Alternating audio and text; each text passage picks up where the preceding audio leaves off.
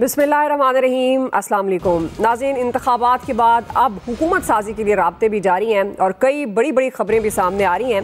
IPP के सरबराह जहांगीर तरीन ने सियासत छोड़ने का ऐलान कर दिया है। अमीर जमात इस्लामी सिराजुल हक ने भी पार्टी की सरबराही से इस्तीफ़ा दे दिया है। तो दूसरी तरफ इंतखाबात में मुखालिफ हुकूमत साजी के लिए मिल बैठे हैं।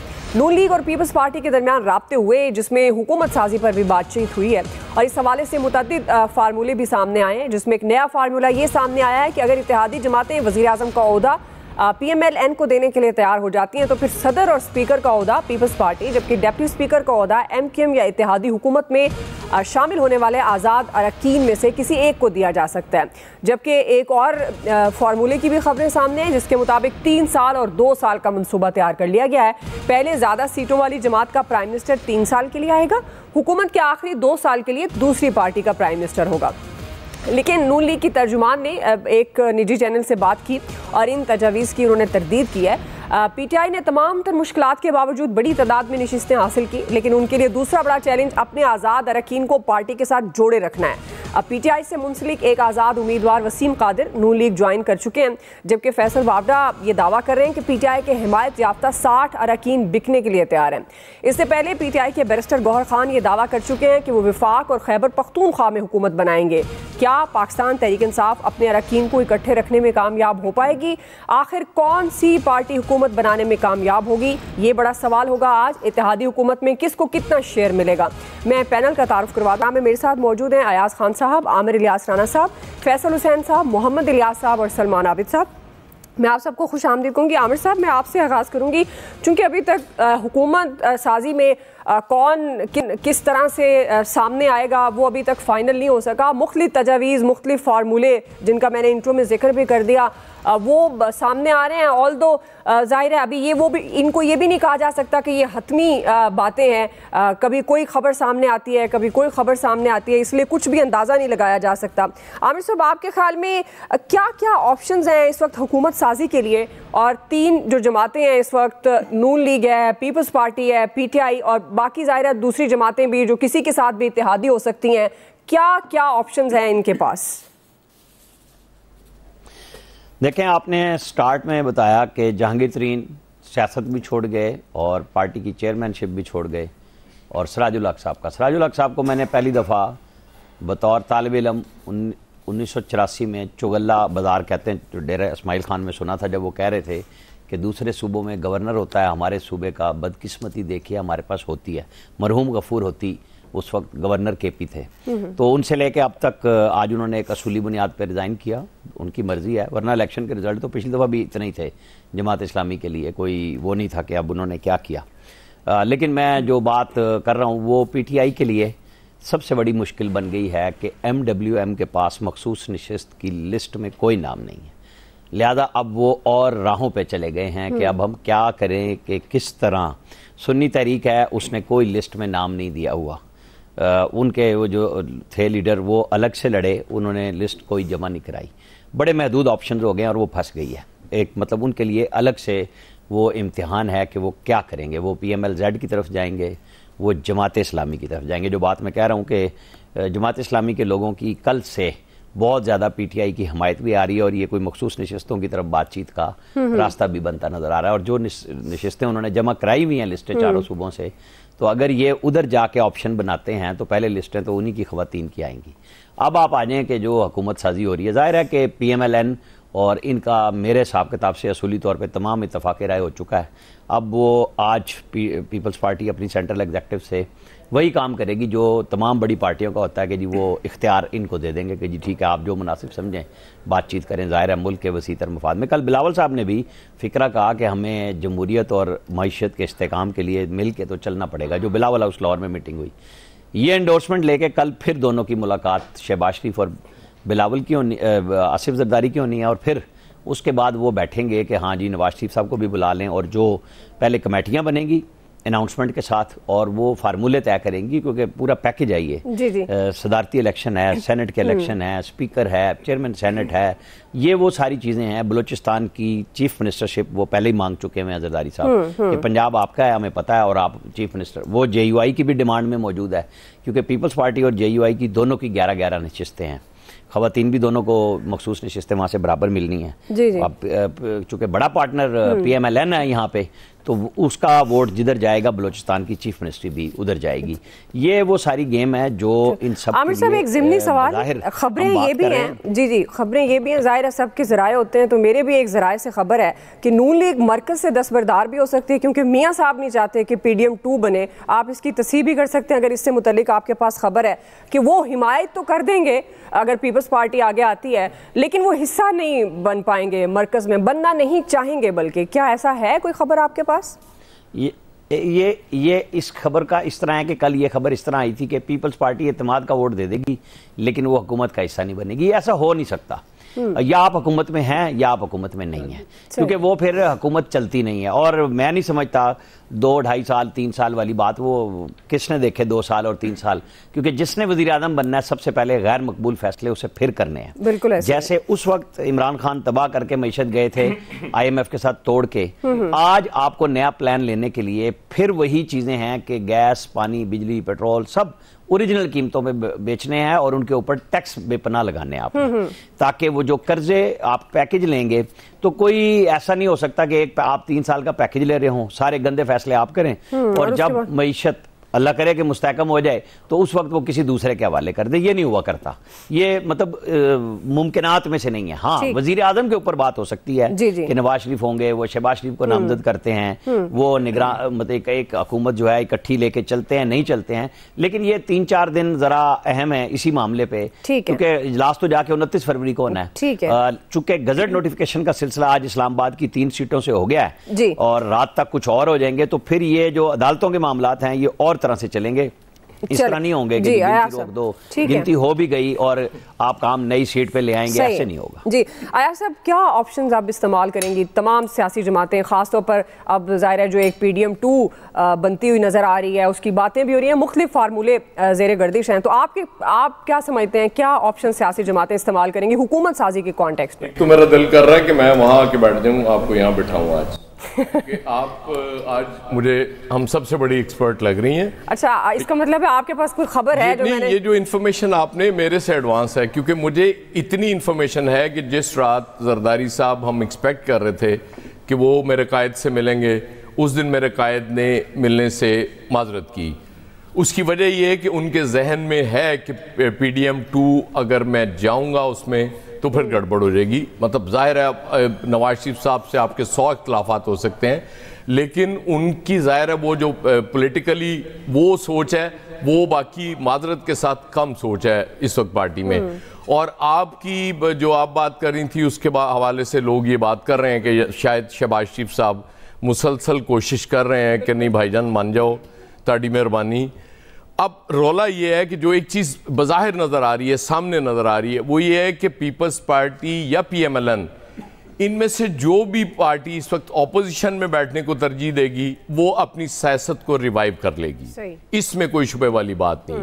क्योंकि जब आप PDM 1 का इतना बुरा रिजल्ट है, ये जो आपको बहुत ज़्यादा ख़वातीन नज़र आई ना पोलिंग स्टेशंस पे, उसकी बुनियादी वजह वो महंगाई थी जो 16 महीने में मैंने यहीं आपके साथ ही बैठ के कहा था कि जब महंगाई का हम बहुत ज़्यादा तनकीद करते थे इमरान खान साहब पे, मैंने कहा था एक वक्त आएगा आपको इमरान खान फरिश्ता लगेगा कि उसके दौर में महंगाई तो थी नहीं, जो उसके बाद होनी है और वो हुई, उसमें कोई शुबा नहीं है।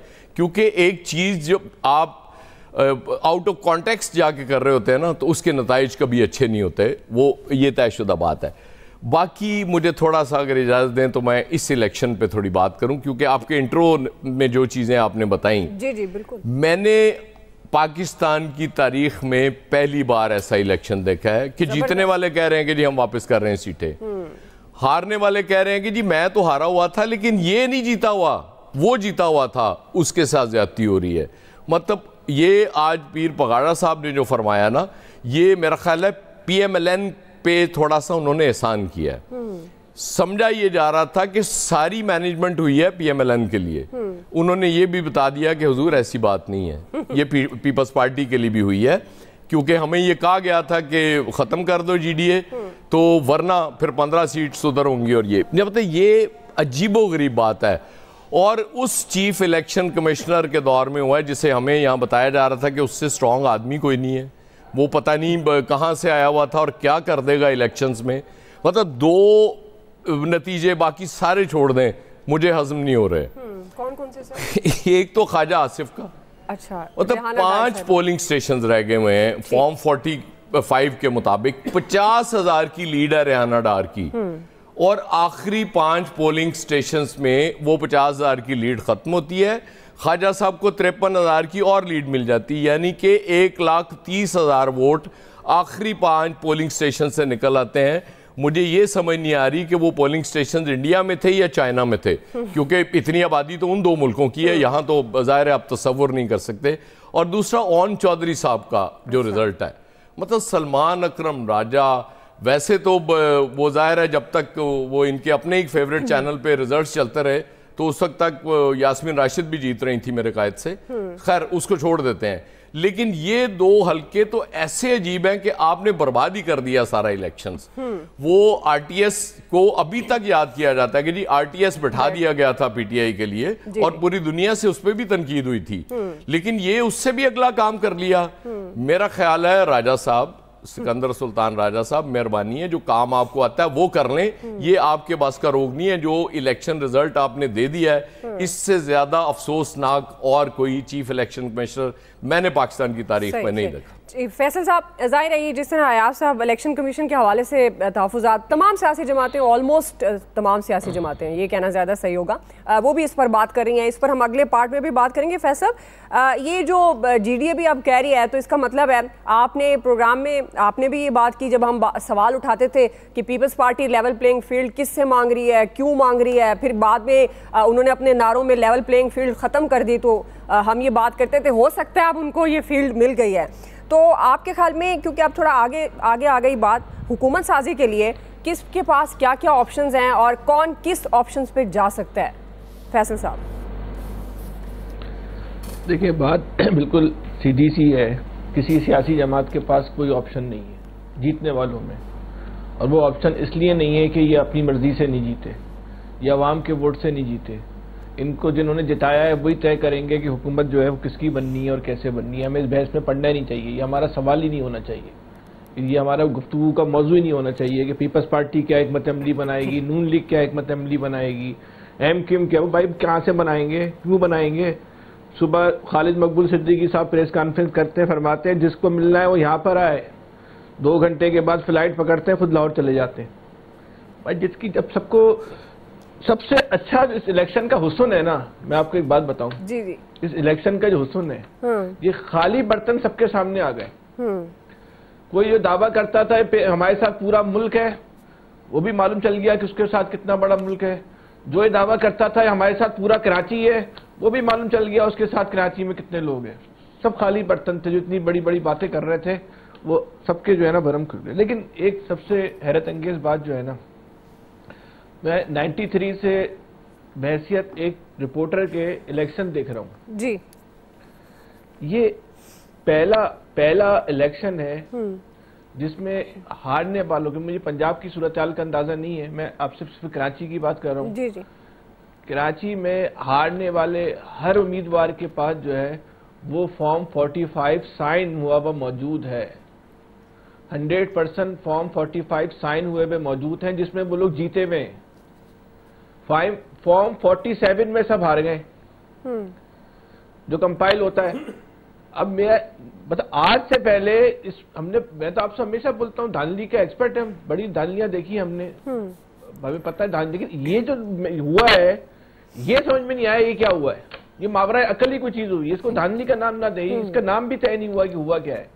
भाई फॉर्म 45 जिसके पास साइन है शुदा मौजूद है, और वो क्या कर रहा है, सोशल मीडिया पे भी अपने फॉर्म डाल रहा है, लोगों को भेज भी रहा है। अब तो एक नया काम लोगों ने शुरू कर दिया कराची के अंदर, वो फॉर्म 45 ले जाके जिस इलाके का पोलिंग स्टेशन है वहां के घरों में तकसीम कर रहे हैं कि ये बाजी ये आपके घर का वोट था, ये चोरी हो गया है, ये 45 में जो है ये फॉर्म आपका वोट था, ये हम चोरी शुदा वोट आपको, ये मंजर है, ये वीडियो सोशल मीडिया पे चल रही है।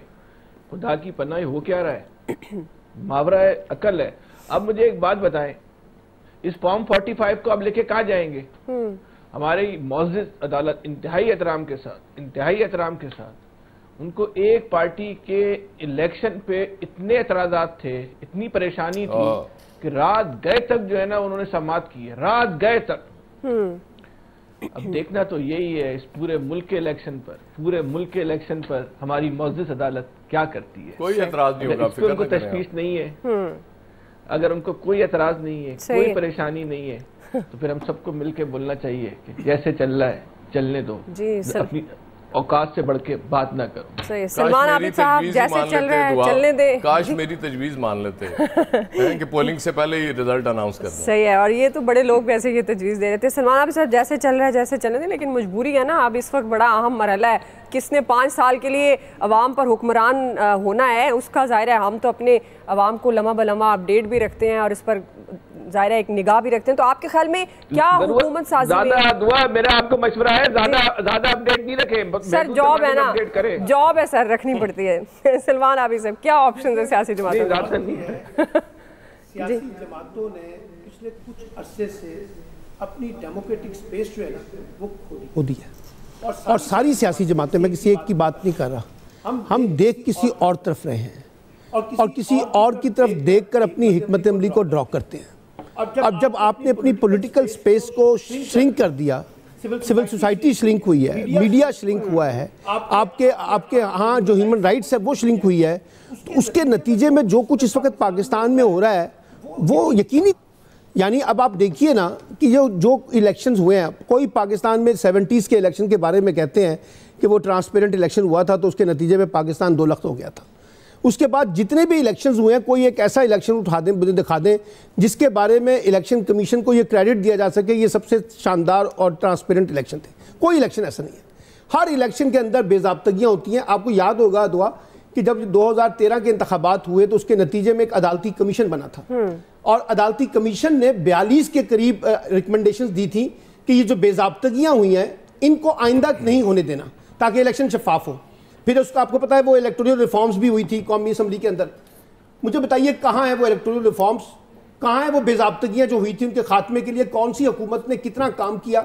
आज हम क्या डिस्कस कर रहे हैं, बुनियादी नौइयत के सवालात, यानी अभी तक कौम को ये नहीं पता रात 11 बजे से लेकर सुबह 6 बजे तक जो निताइज के तातुल पैदा हुआ उसका जिम्मेदार कौन है। हमें तो कहा गया था ये अच्छा शानदार सिस्टम है इलेक्शन मैनेजमेंट सिस्टम जो आपको क्विक तरीके से रिस्पांस देगा, चाहे इंटरनेट ना भी चल रहा हो तब भी अपलोड हो जाएगा।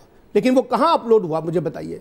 फिर जिस तरह से आपने चीज़ें की, अभी तो फैसल भाई ने बड़े ज़रा धीमे अंदाज में गुफ्तगू की है, ये जो कराची का पूरा इलेक्शन है ये तो इतना कंट्रोवर्शियल है कि उसके ऊपर बहुत बात होनी चाहिए कि कैसे ये इलेक्शन हो गया। 11:30 बजे रात ही उन्होंने विक्ट्री स्पीच कर दी और कहा कि हम 18 सीटें जीत गए। कैसे जीत गए ये सवाल भी आपके सामने आएगा। तो इसलिए मैं ये समझता हूं कि देखिए इलेक्शन जो है ना वो रेजोल्यूशन होते हैं आगे बढ़ने के लिए। हमारे यहाँ अनफॉर्चुनेटली इलेक्शन जो है ना वो रेजोल्यूशन बनने की बजाय नए प्रॉब्लम को क्रिएट करते हैं। अब आप आ जाएं, आप गवर्नमेंट बनाना चाहते हैं, बन जाएगी गवर्नमेंट यकीनी तौर पे। जैसे अभी इन्होंने आमिर इलियास राणा ने कहा कि PMLN और पीपल्स पार्टी एक ऑप्शन है जो मिलकर हुकूमत बना लेंगे, बन जाएगी। अब ये जब हुकूमत बनेगी तो इसमें जितने ये सारे इत्तेहादी जमाते हैं ना इनकी बंदरबाट भी होगी, इनको आपने वजारतें भी देनी है, इनको आपने डेवलपमेंट फंड्स भी देने हैं, इनके नाज नखरे भी उठाने हैं, MQM के सबसे ज्यादा उठाने पड़ेंगे आपको। फिर बलूचिस्तान में लोग होंगे, पंजाब में लोग होंगे, फिर ये जो अभी आप अपना आजाद अराकीन को शामिल कर रहे हैं इनके होंगे। अच्छा, ये जो कमजोर सी हुकूमत होगी, क्या ये पाकिस्तान के सिक्योरिटी के चैलेंजेस, क्या ये इकॉनमी के चैलेंजेस को डील कर सकेगी? और अगर वो चैलेंजेस डील नहीं होने तो फिर हम कैसे आगे बढ़ेंगे? तो मेरे नजदीक सवाल ये है कि जो कोलिशन गवर्नमेंट के मॉडल्स हैं वो तो यहाँ पे वाइबल नहीं रहे हमारे यहाँ। इसलिए मुझे लगता ये है कि इलेक्शन फॉर्मेशन के बाद जो भी आप में दरमियान तय होगा पीपल्स पार्टी और PMLN में हो जाएगा। लेकिन जो अगला चैलेंज है वो ज्यादा खतरनाक है कि हुकूमत किस तरह से डिलीवर करेगी, IMF के साथ क्या मामला तय होंगे, इकोनॉमिक एडवाइजरी काउंसिल जिसको आप लेजिटिमाइज करना चाह रहे हैं, उसके बाद प्राइम मिनिस्टर की कहां शक्ल होगी, ये भी सवालात हैं जो आगे चल के डिस्कस होंगे। ठीक है जी। इलियास साहब, आप पंजाब में क्या सिचुएशन है, क्योंकि आगे चलकर हम बात कर रहे हैं कि इंतखाबात के दौरान आने वाले मसाइल, फिर खुद इलेक्शन कमीशन कितना जिम्मेदार है। तो इलियास साहब, पंजाब में हुकूमत साजी, Noon League, People's Party, PTI, overall यहाँ क्या सिचुएशन है और आप क्या समझते हैं किसके पास क्या ऑप्शन है? इलियास साहब। देखिए जी, अगर वफाक में गवर्नमेंट बन जाती है, और अगर आपको पता हो पंजाब में कौन सीएम आ रहा है तो वो भी आप खबर ब्रेक कर सकते हैं। इनके आपस में अगर इत्तेहाद हो जाता है, आपस में वफाक में अगर जो मामला फार्मूले बन रहे हैं, जिस पर गौर कर रहे हैं और देख रहे हैं कि इन पर मुसल्लत कर दिया जाए फार्मूला वगैरह, क्योंकि खुद किसी की ऑप्शन नहीं है कि जी PDM 2 बने और वो एक दूसरे पर करें, अगर क्योंकि पहले का तजर्बा बहुत नाकाम रहा और बड़ा नुकसान हुआ इनको। और पंजाब में तो इनकी वाजिया PMLN के पास अक्सरियत है और आज़ाद भी अरकान इनसे मिल रहे हैं, तो अगर पीपल्स पार्टी इनके साथ मिलती है, जाहिर उसके साथ शेयर करेंगे, पावर शेयरिंग करेंगे और उनको वजारतें वगैरह तो देंगे। फार्मूले के लिए तो पहले ही मरियम नवाज साहिबा का नाम तो आ चुका हुआ है कि वजीर आला उनको नॉमिनेट किया जाएगा इनकी तरफ से। तो ये तमाम सूरत हाल उससे पंजाब में तो काफ़ी वाज़ह क्लियर हो रही है कि मुस्लिम लीग नून की काफ़ी अक्सरियत है, और एक जबकि अपोजिशन भी बड़ी स्ट्रांग होगी और इनको बड़ा टफ टाइम मिलता रहेगा अगर अपोजिशन चलती रहेगी, क्योंकि PTI की काफ़ी सीटें हैं जो आज़ाद जो इन जीते हैं, जबकि पीपल्स पार्टी वगैरह उनको सपोर्ट करेंगे। अगर नहीं करते तो दूसरी जमातें उनके साथ मिलके पंजाब में PMLN की गवर्नमेंट बड़ी यानी आसानी से बन जाती है। तो इसलिए यहाँ कोई मुश्किल इनको दिखाई नहीं दे रही ऐसी, क्योंकि आज़ाद अरकान की भी मुलाकातें हो रही हैं। आज भी 5-6 आज़ाद अरकान मिले और जाके उन्होंने अपनी हमायत की भरपूर यकीन दहानी कराई है। जी। इस वक्त जो हैं कि शहबाज शरीफ साहब पर ज़्यादा लगा हुआ है कि उन पर है कि इनको किसी तरीके बड़े मियाँ साहब कह रहे हैं कि इनको सब मिलकर बिठा के इनको समझाएं कि गवर्नमेंट बनाएं, और जो गवर्नमेंट बनती है तो इनको देखेंगे ये किस तरह चलाएंगे। फेडरल गवर्नमेंट चलाना बड़ा मुश्किल काम होगा इनके लिए। अगर ये इस तरह के पावर शेयरिंग करते हैं तो इस तरह जो भी जिसने कर लिए तो उसको बड़े गैर मकबूल फैसले करने पड़ेंगे, क्योंकि IMF ने 25 जनवरी को आना था, लेकिन उन्होंने कहा हम जो भी नेक्स्ट जो मुज़ाकरात करेंगे अगली गवर्नमेंट। जी ठीक है इलियास साहब, ऑडियो इशू आ गया, बहरहाल आपका पॉइंट ऑफ व्यू आ गया। जाहिर है कुछ भी कहना कबल अज़ वक्त होगा, तमाम सियासी जमातें मुतहरिक भी हैं। क्या नंबर गेम किस तरह से फिर ये इनकी आपस में सेटिंग होती है, वो जो ओहदों की बंदर बांट है, वो प्राइम मिनिस्टर से लेकर तमाम ओहदे, वो किस तरह से फिर सब मुतमईन होते हैं कि क्या क्या बंदर बांट में किसको क्या हिस्सा मिलेगा, किसको क्या हिस्सा नहीं मिलेगा, वो जब तक सब फाइनलाइज नहीं होगा तो ज़ाहिर है कोई हतमी शक्ल सामने नहीं आ सकेगी। बहरहाल एक्सपर्ट्स की राय आपने जानी। ब्रेक लेते हैं, ब्रेक से वापस आएंगे। दूसरा बड़ा सवाल, इंतखाबात के बाद भी बहरान, इलेक्शन कमीशन कितना कसूरवार है, राय लेंगे ब्रेक के बाद।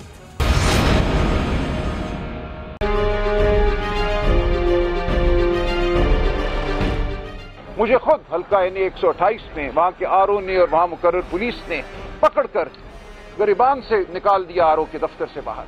इलेक्शन के नाम पर 38 अरब रुपए जाया करके कौम के आपको अगर हाथ से लिखे हुए रिजल्ट देने थे तो ये तमाशा करने की क्या जरूरत है? For me, the demand of a PTI individual is more important than the US government, UK government, EU combined. 92,000 polling stations थे, काउंटिंग होनी थी, आखिर इन तमाम चीज़ों के लिए वक्त नहीं लगना था। और पहले 2.5 घंटे में ये perception social media, digital media के जरिए बना दी गई कि वो जी स्वीपिंग इलेक्शन को रिग कर दिया गया है, चेंज हो गए रिजल्ट। हो सकता है इरेगुलरिटीज हुई है, मैं उसका इनकार नहीं कर रहा हूँ, उसके लिए फोरम्स मौजूद हैं। पाकिस्तान के पास 3-4 तजर्बे आ गए हैं इलेक्शंस के। इंशाल्लाह ये पार्लियामान होगा, ये अपने इलेक्टोरल प्रोसेस को और बेहतर कर ले। नाज़रीन, इंतखाबात सियासी बहरान के खात्मे और सियासी इस्तेहकाम का बायस बनते हैं, लेकिन पाकिस्तान बहरान से निकलने की बजाय एक नए बहरान में घिरा नजर आ रहा है। इंतखाबात के हवाले से शिकायत का अंबार लग चुका है। इलेक्शन कमीशन ने आज भी मुतअद्दिद हलकों के नताइज रोक दिए। इलेक्शन कमीशन में इंतखाबी उज़रदारियों पर समाअत के लिए 2 बेंच तश्कील दे दिए गए हैं। मुबैना धांधली के इल्ज़ामात के हवाले से निगरान प्राइम मिनिस्टर अनवारुल हक काकड़ का बयान सामने आया। वो कहते हैं कि इंतखाबात के नताइज में ताख़ीर होना धांधली नहीं, ज़रूरत हुई तो तहकीकात की जाएँ। हर शख्स को लेवल प्लेइंग फील्ड दी गई। उन्होंने ये भी कहा कि मेरे मुताबिक इंतखाबात शफाफ हुए, एहतजाज हक है, लेकिन तोड़ फोड़ अनारकी की इजाज़त नहीं देंगे। तर्जुमान इलेक्शन कमीशन ने भी इंतखाबात में धांधली के इल्ज़ामात को यकसर मुस्तरद कर दिया। तर्जुमान इलेक्शन कमीशन ये कहते हैं कि मसाइल के बावजूद इलेक्शन के पुरअमन और मुनज़्ज़म इनकाद में कामयाब रहे। नताइज में ताख़ीर का किसी एक जमात को फ़ायदा या नुकसान नहीं हुआ। इंतखाबात के हवाले से इल्ज़ामात में कितनी हकीकत है और मौजूदा बहरान की जिम्मेदारी किस पर आयद होती है, इसी मुनासबत से सवाल सलमान आबिद साहब से आगाज़ करूँगी। ये जो बहरान आप उससे पहले भी कह रहे थे कि आगे बढ़ने की बजाय अनफॉर्चुनेटली इंतखाबात के बाद हम पीछे की तरफ आते हैं, बाहिसियत स्टेट कौम जो मर्जी आप कह लें, लेकिन सलमान आबिद साहब ये जो बहरान है इंतखाबात के बाद आप किसको कसूरवार समझते हैं? ऑल्दो निगरान प्राइम मिनिस्टर कह रहे हैं कि मीडिया भी कसूरवार है इलेक्शन कमीशन के, वो समझते हैं शफाफ हुए हैं। हमारे यहाँ ये एक फैशन बन चुका है कि हम अपनी नाकामी को कबूल करने की बजाय दूसरों के कंधे इस्तेमाल करके और दूसरों पर इल्ज़ाम लगाकर आगे बढ़ना चाहते हैं। अब आप मुझे बताइए ना, जो अगर निगरान वज़ीर आज़म ये कह रहे हैं कि इंतखाबात बहुत शफाफ हुए हैं, तो क्या पाकिस्तान में उनकी इस बात पे कोई इत्तफाक करने के लिए तैयार है? बल्कि उनकी कैबिनेट के बेशतर लोग भी ये इत्तफाक नहीं करेंगे। इसी तरीके से अगर इलेक्शन कमीशन ये कह रहा है तो कोई इलेक्शन कमीशन पे एतबार करेगा? अब देखिए ना, इलेक्शन कमीशन ने इस बात का जवाब नहीं दिया आज के एलामिये के अंदर कि जो ताख़ीर हुई है रिजल्ट्स के डिले करने में, उसका कसूरवार कौन है। अच्छा, अब ये कहा जा रहा है जी मीडिया ने बहुत जल्दबाजी दिखाई है। देखिए, मैं सारी रात इलेक्शन को मॉनिटर करता रहा हूँ, हम सब देखते रहे हैं टीवी वगैरह के ऊपर। जी जी, रात के 1:30 बजे 2 बजे तक इलेक्शन जो है, जिनकी 40-50,000 की बर्तरी थी ना, यानी वो कोई 5% इलेक्शन नहीं था, वो कोई 10% इलेक्शन नहीं था, अच्छा खासा मार्जिन के साथ इलेक्शन था। और उसी से ट्रेंड समझ आते हैं ना। अब आप कहें कि जी ये सारा कसूर मीडिया का है, भाई मीडिया का कसूर आप डाल दें, चले डाल दें कि मीडिया ने ओवर उसको बढ़ा चढ़ा के प्रोपेगेंडा किया हो, लेकिन जो आपका अपना सेल था, यानी election commission, care taker government, उन्होंने क्या परफॉर्म किया जिसकी बुनियाद पर लोगों के अंदर ये हिजानी कैफियत पैदा ना होती, लोगों में ये इबाम पैदा ना होता, लोगों में ये शकूक व शुबात पैदा ना होते। आज की गुफ्तगू जो प्राइम मिनिस्टर ने की है, निगरान प्राइम मिनिस्टर ने, उससे तो लोगों के डाउट्स जो हैं जो पहले से मौजूद थे और ज्यादा स्ट्रांग हो गए, क्योंकि आपने मामला पे पर्दा डालने की कोशिश की है ना।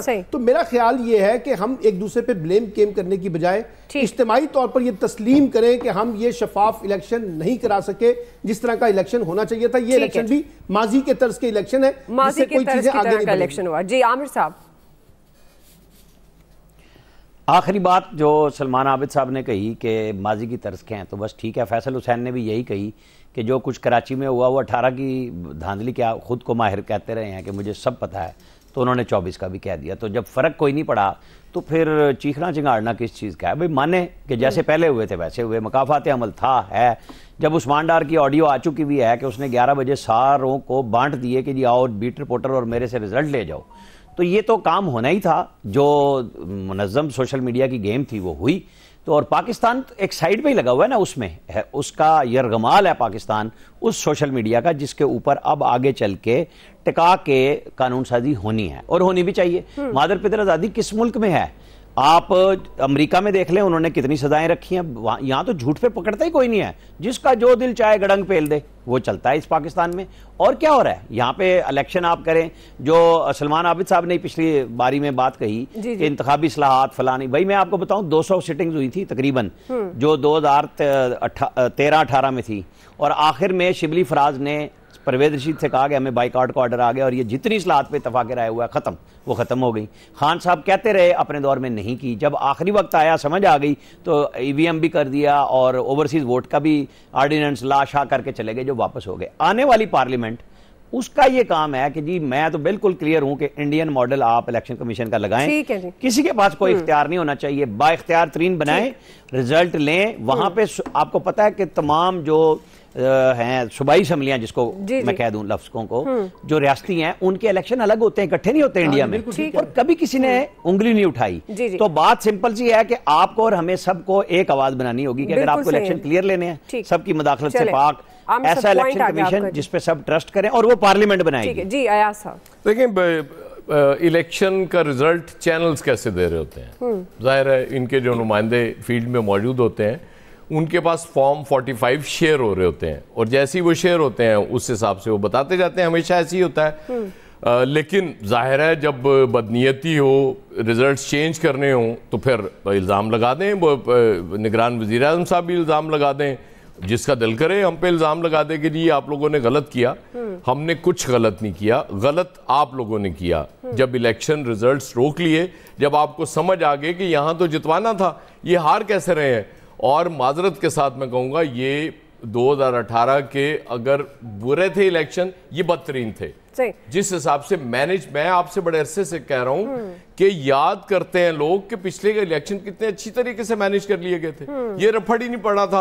आपने जब ये कह दिया कि जी वोट गिना जाएगा जिसको डलेगा, जब वो गिनना शुरू हुआ तो वो तोते उड़ गए कि ये क्या हो गया, वरना विक्ट्री स्पीच तो एक रात पहले हो जानी थी। असल मसला वही है कि जब आपने इलेक्शन ठीक कराने नहीं थे, आपने रिजल्ट दूसरी, और कोई इंतखाबी इस्लाहात नहीं होंगी, फिर ऑर्डर आ जाएगा, फिर मामला यहीं जी रहेंगे। फैसल साहब क्विकली, फैसल साहब। वैसे इंतखाबी, वैसे जो कानून साजों को भी जो है उनको भी सलाम है, उनकी अजमत को भी सलाम है, उनके किरदार को भी सलाम है कि वो इंतखाबी इस्लाहत करने के बजाय इस बात पे कानून साजी करेंगे कि सोशल मीडिया को किस तरह काबू करना है, यानी कि आप जो धांधली की बात करते हैं इसको किस तरह रोकना है, इस बात पे कानून साजी की जाएगी। कमाल है वैसे इस मुल्क के अंदर। बहरहाल देखें, जो भी हुआ सबके सामने हो गया, ऐसा कभी भी नहीं हुआ जो अब के कुछ हो गया। आप कमाल कहें, जो भी कहें, हमने आपको खबर दे दी। जी जी ठीक है फैसल, इस मामले में मैं एक क्रेडिट जो है हाफिज नईम साहब को क्रेडिट देना चाहता हूं कि पाकिस्तान में अगर किसी सियासतदान का किरदार सामने आया तो वो हाफिज नईम का किरदार सामने आया, जिसने जीतने के बाद ये कह के सीट वापस कर दी कि मैं नहीं जीता था, तो मेरी जबान को बंद करने के लिए, मुझे ब्लैकमेल करने के लिए किसी और की सीट मुझे दी गई थी। पाकिस्तान में इस किरदार की बहुत कमी है। ठीक है, इंतखाबात के बाद बहरान कौन कसूरवार, क्विकली कमेंट कीजिएगा इलियास साहब। तो इसमें जो बहरान का जिम्मेदार मीडिया को इसलिए क्यों डिक्लेयर किया जा रहा है? मीडिया तो अपना काम कर रहा था, 2-2.5 घंटे तक जो रिजल्ट मिल रहे थे वो तो हम फौरन दे रहे थे। उसके बाद ही इन्होंने रिजल्ट खुद ही रोकने की कोशिश की है।